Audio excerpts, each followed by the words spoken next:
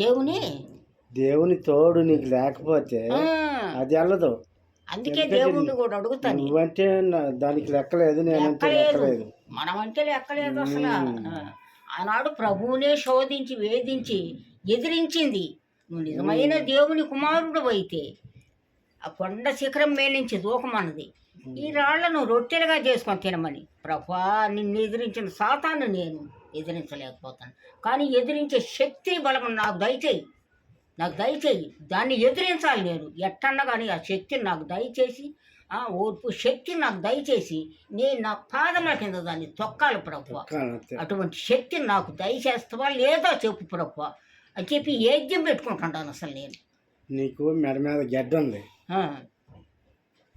Mind జబ్బు ఉంది, fits ఉందా, తగ్గిపోయిందా? ఏమో లేదు, ఇప్పుడు బిళ్ళలు మెంగుతుంటే రావటం లేదు. సరే, ఉందో పోయిందో తర్వాత సంగతి. ఇంకా ఈ కాదు, ఇంకా 4 రమ్మను. ఏంది నీకు వచ్చిన నష్టం ఏంది? అయ్యి కూడా చెప్తున్నా ప్రభా. ఒక్కదేది కాదు, నీకు తెలుసు ప్రభా. నాలో ఉన్న బాధలన్నీ నీకు తెలుసు. మనుషులకు ఎవరికి, నా బిడ్డలకు కానీ ఎవరికి తెలియదు. నీకు తెలుసు, పడతానా నాకు తెలుసు. అయినా ఇంత బాధనే పడుతున్నా. నాకు ఓపికనిస్తున్నావు, నడిచే ఓపికనిస్తున్నావు. అసలు నిజంగా మాట్లాడితే నేను మంచంలో ఉండాలి, మంచంలో ఉండాల్సిన దాన్ని సత్యంగా నేను చెబుతున్నాను. అట్టాడు దానికి నాకు ఓపికనిస్తున్నాడు. అటు ఇటు తిరిగే ఓపిక అంత లేదు నాకు. ఇస్తానని నా తండ్రి, నువ్వు ఇస్తుంటేనే నేను నడుస్తున్నా, ఇస్తుంటేనే నేను నడుస్తున్నా. కానీ ప్రభా, ఇంకా నాకు ఓపికని దయచేసి నిన్ను ఎల్ల వేళలు ఎక్కడ కూర్చున్నా, నించున్నా, ఎక్కడున్నా నీవే నా మైండ్లో ఉండాలి. సాతానుకు నా హృదయంలో కానీ మైండ్లో కానీ స్థానం ఉంచొద్దు. ఆయన ఇప్పుడు పిలిచిన బిడ్డ వచ్చేసాయనంటే వెళ్ళిపోయేటట్టు ఉండాలి. అది అంత సిద్ధంగా ఉండాలి. అంతా బాగానే ఉంది, కానీ ఆదివారం ప్రార్థన కిందకి ఎగ్గొడుతున్నా.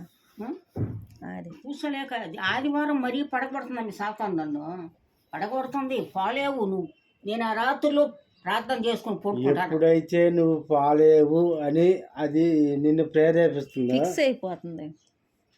బంది ఆడుకుంటానైనా పోతానని చెప్పి నువ్వు చింతపడాలి. అదే ఇప్పుడు ఆ రాత్రుల్లో ఈ నైట్, రేపు గత ఆదివారము, ఈ నైట్ అంతా ప్రభా ఎస్ అయ్యా, రేపు ఖచ్చితంగా నేను నీ ఆలయంలోకి వెళ్ళాలి.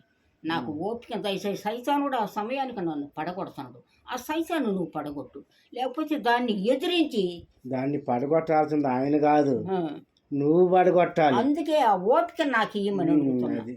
ఆ ఓపిక నాకు దయచేయి ప్రభు అని చెప్పి నేను అంతగా ప్రార్థన చేసుకుంటుంటే తెల్లవారే లేకే నీరసము, బలహీనత, ఏం పోతవలే అని నైట్ అంతా నాకు అసలు నిద్ర ఉండదు. శనివారం అయితే అసలు నిద్రే ఉండదు. యేసుక్రీస్తు ఈ భూమి మీదకి వచ్చింది ఎందుకు?